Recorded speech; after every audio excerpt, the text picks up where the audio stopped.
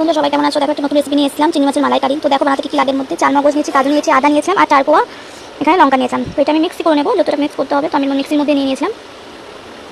দেখো এর মধ্যে নুন দিয়েছি, একটু জলও অ্যাড করেছিলাম এর মধ্যে, পেস্ট করার জন্য যেহেতু জল লাগবে আমার। এখানে তেল গরম করতে বসিয়ে দিয়েছি, এর মধ্যে আমি চিংড়ি মাছগুলো দিয়ে দেবো। একটু নুন মাখিয়ে রেখেছিলাম চিংড়ি মাছগুলোতে, হালকা ফ্রাই করবে, খুব বেশি ফ্রাই করবে না। ফ্রাই করা তুলে নিয়েছিলাম। তা ওই কড়াইয়ের মধ্যে আমি একটু নুন দিয়েছিলাম, লবণ। তার মধ্যে আমি গোটা গরম মশলা দিয়েছি, যেমন দারচিনি আছে, ছোটো এলাচ আছে আর একটা লবঙ্গ আছে, আর 2টো লঙ্কা দিয়ে দিয়েছিলাম। আর পেস্টটা যে করে রেখেছিলাম, ওই পেস্টটা আমি ওর মধ্যে দিয়ে দিয়েছি। পেস্টটা দিয়ে যখন একটু তেল ছাড়বে, তো ওর মধ্যে আমি একটু হলুদ অ্যাড করলাম ভাজা ভাজার পরে।